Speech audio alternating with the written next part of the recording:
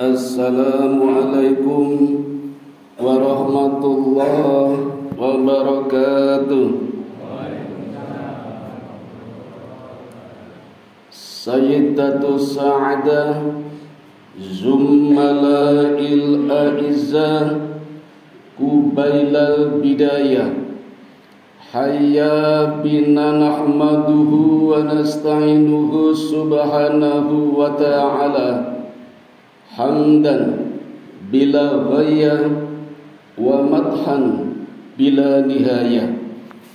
Ashhadu an la ilaha illallah wahdahu la syarika lah wa ashhadu anna Muhammadan abduhu wa rasuluhu la nabiyya ba'dah. Bapak Ibu, saudara-saudara jamaah Masjid Al-Hikmah yang dirahmati Allah, pada kesempatan yang singkat ini izinkan saya menyampaikan kisah tentang Ashabul Ukhdud. Ashabul artinya penduduk, Ukhdud artinya parit, parit yang berapi. Kisah ini Allah abadikan di dalam Al-Quran, surat Al-Buruj atau surat yang ke-85 dengan jumlah ayat 22. Tetapi inti kisahnya dimulai dari ayat 4 sampai dengan 9. Saya bacakan dulu Bapak Ibu. A'udzu billahi minasy syaithanir rajim. Bismillahirrahmanirrahim.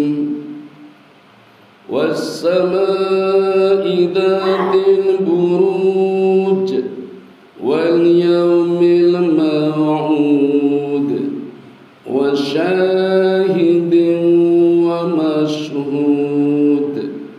Qutila ashabul ukhdud an-nari dzatil waqud idh hum 'alaiha qu'ud wa hum 'ala ma yaf'aluna bil mu'minina shuhud wa ma naqamu minhum illa an yu'minu billahil 'azizil hamid alladzi lahu mulkus samawati wal ard wallahu ala kulli syai'in syahid.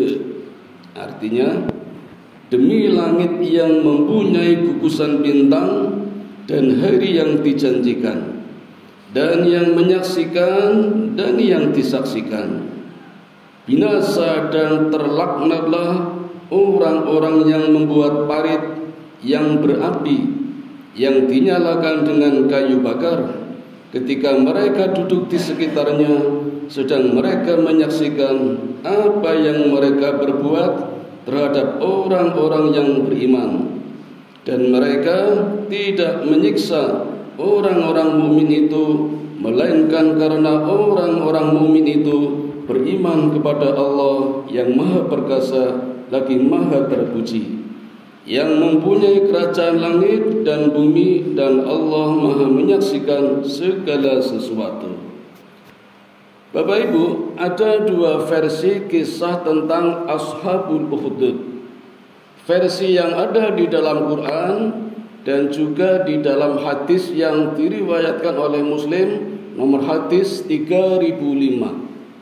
Saya akan mencoba memadukan kisah ini, di mana kisah ini terjadi menurut ulama tafsir dan ulama sejarah, terjadi di berbagai tempat. Ada yang berpendapat kisah ini terjadi saat pasca kerajaan Nabi Sulaiman.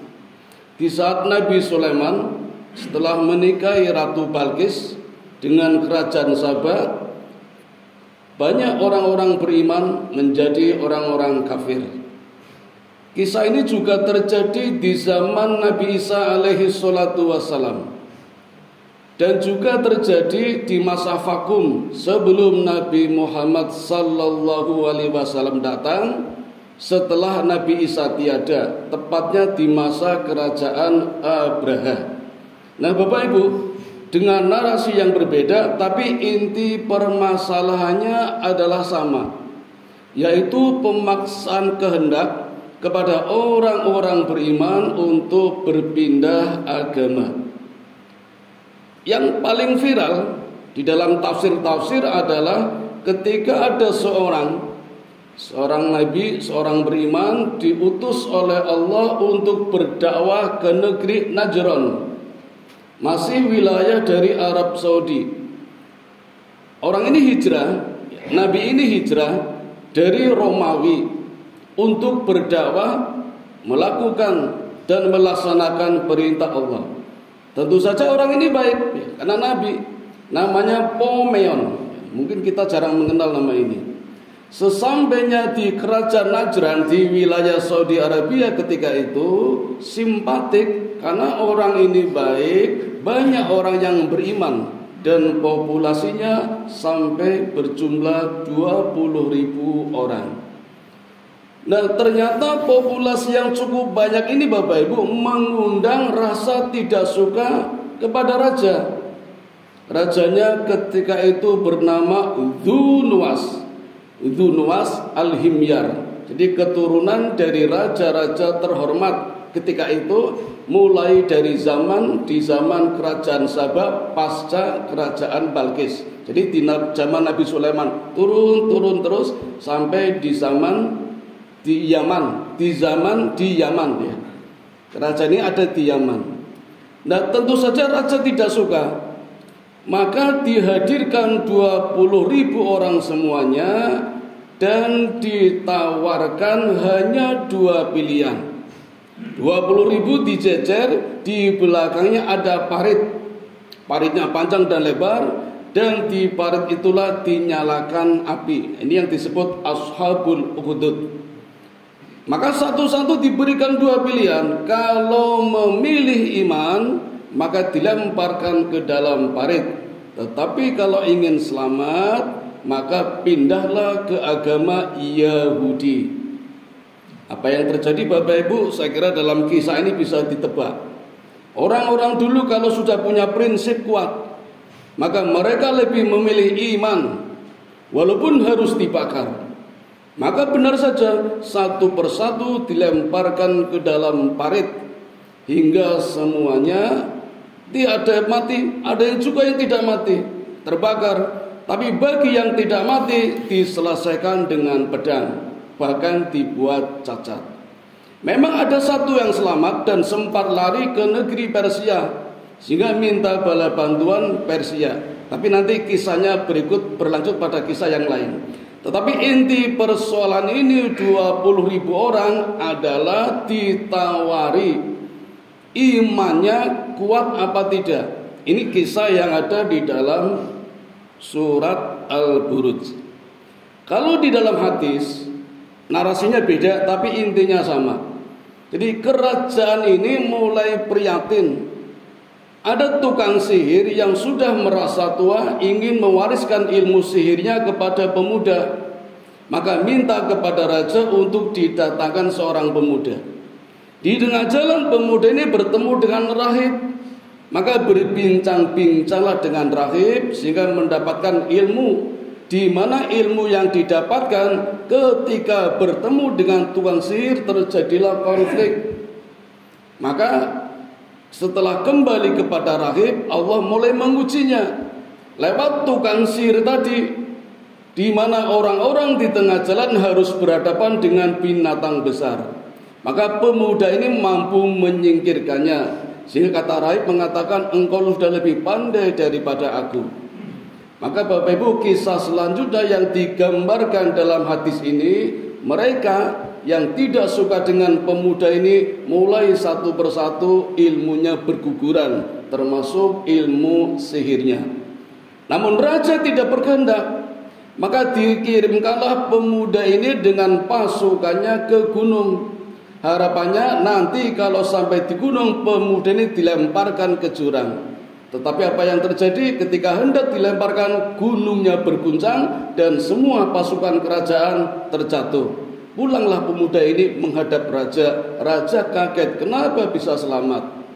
Selanjutnya mengirim juga pasukan kepada pemuda ini, dibawa ke laut dengan menggunakan sampan. Tujuannya melemparkan pemuda ini di lautan. Tapi apa yang terjadi? Ternyata justru sampannya tenggelam dan pemuda ini kembali kepada raja. Dan raja mengatakan, bagaimana cara bisa membunuhmu? Mudah saja, kata pemuda. Saliblah aku di hadapan seluruh penduduk dan panahlah dengan panah yang ada di sakuku dengan membaca Bismillahi al-Ghulam, dengan nama Tuhan, Tuhannya pemuda ini. Maka saran pemuda ini dilaksanakan oleh raja. Di hadapan rakyatnya disalib, dilemparkan dengan panah sambil membaca Bismillahi al-Ghulam, dengan nama Tuhanmu, Tuhannya pemuda itu. Maka tidak lama kemudian pemuda ini meninggal dunia. Tetapi Bapak Ibu, reaksi dari rakyat ketika itu beranggapan ketika raja mengatakan Bismillahi al-Ghulam, praktis otomatis berarti raja ini sudah berpindah agama. Ini yang membuat raja tidak terima. Maka menyalakan api, membakar semua orang yang sudah pindah agama mengikuti agama pemuda ini. Nah, inilah Bapak Ibu dua kisah yang narasinya berbeda tetapi inti permasalahannya sama, yaitu menggadaikan iman, menjual iman demi keselamatan belaka. Tapi taruhannya adalah api yang menyala-nyala yang disiapkan oleh raja kepada siapa yang tidak mau pindah agama dari orang yang beriman menjadi orang yang beragama Yahudi. Sebenarnya baik ketika itu agama Yahudi karena menganut ajaran Yudaisme, peninggalan Nabi Musa. Tetapi orang-orang yang hidup di masa itu, terutama dari kalangan raja-raja Al-Himyar, itu suka perang saudara. Ini yang buat mereka gengsi kebangsawanannya, rakus dengan kekuasaannya. Maka berbeda sedikit saja keyakinan, tidak dikehendaki oleh raja, terjadilah pembantaian massal dengan korban 20.000 orang-orang beriman. Nah, kisah ini disebut dengan kisah Ashabul Ukhdud. Nah, Bapak Ibu, pertanyaannya sekarang, bagaimana kalau ini terjadi dengan kita, di negara kita, di wilayah kita? Mungkin apinya tidak seperti api yang dibakar oleh Raja Dunuas ketika itu. Mungkin apinya tidak kelihatan, tapi kita rasakan sangat panas.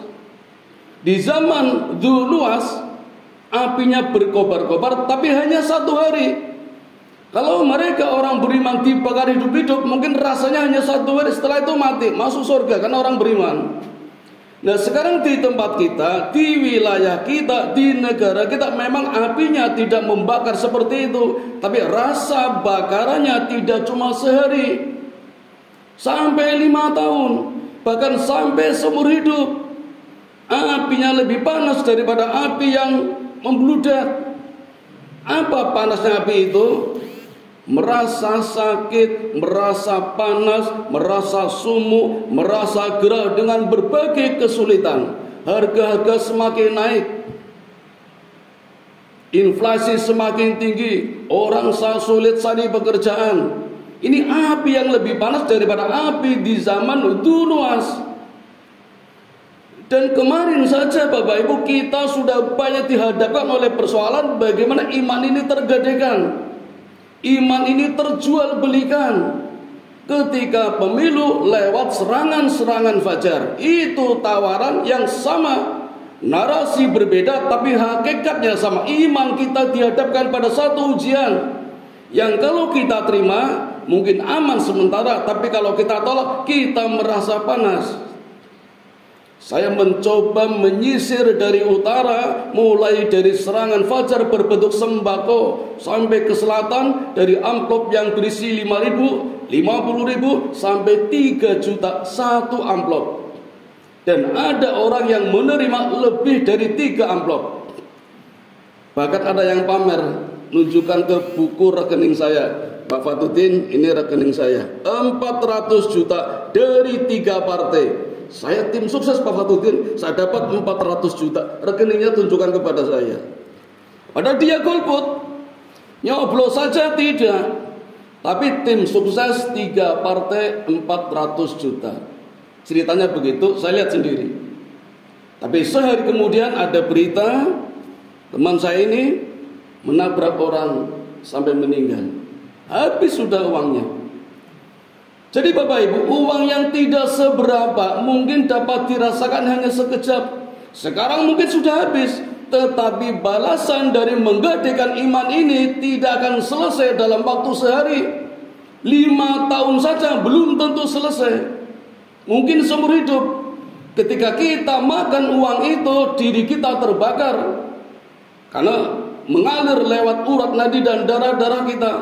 Kalau kita kasihkan kepada istri kita kena. Kalau kita kasih makan anak kita kena. Sampai seterusnya begitu. Hanya karena mendapatkan gade atau penjualan iman yang merubah prinsip kita.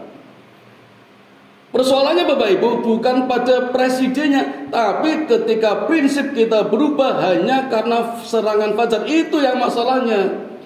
Mungkin kita punya prinsip nomor 1, tapi karena menerima serangan fajar berubah nomor 2 atau 3. Mungkin kita memilih nomor 2, tetapi karena ada serangan fajar berubah ke nomor 3. Mungkin kita memilih nomor 3, karena ada serangan fajar berubah ke nomor 2. Berubahnya prinsip inilah Bapak Ibu yang menjadikan kita keluar dari keimanan kita. Hanya karena digadekan amplop-amplop atau sembako sebagai serangan fajar. Jadi bukan pada presidennya, itu terserah. Tapi berubahnya prinsip kita yang menggoyahkan iman kita gara-gara gade tadi. Dan ini Bapak Ibu sudah pernah terjadi di zaman Nabi Sulaiman, di zaman Nabi Isa, bahkan di zaman sebelum Nabi Muhammad Rasulullah hadir di muka bumi untuk membersihkan ini semua. Nah, kisah ini disampaikan Rasul kepada para sahabat lewat Quran surat Al-Burud dan juga hadis yang diriwayatkan oleh Muslim nomor hadis 3005. Inilah kisah yang namanya Ashabul Ukhdud. Penduduk orang-orang yang terbakar karena mempertahankan keimanannya. Nah, demikian Bapak Ibu kisah singkat tentang Ashabul Ukhdud. Mudah-mudahan ada manfaatnya. Harapannya menjadikan benteng kita agar kita tidak main-main dengan iman kita. Mumpung bulan Ramadan Bapak Ibu, kita terpanggil menunaikan ibadah Ramadan, berarti kita termasuk orang-orang yang beriman.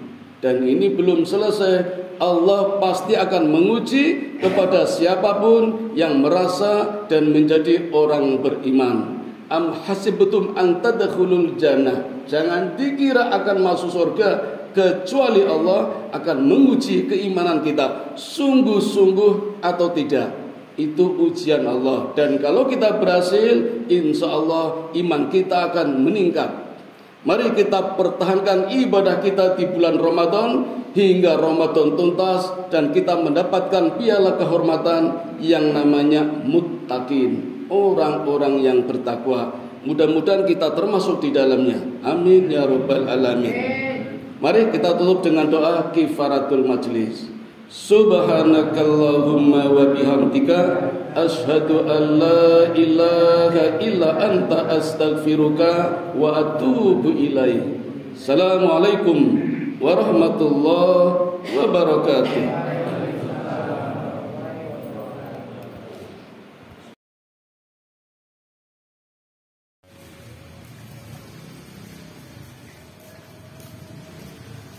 Allahu Akbar.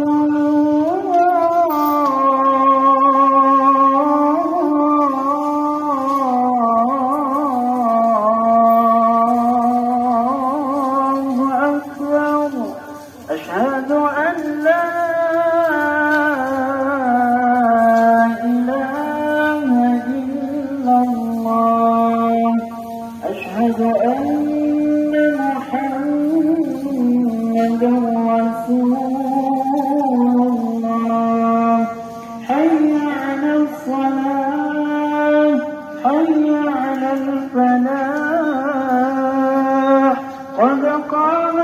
الصلاة قد قامت الصلاة الله أكبر الله أكبر لا إله إلا الله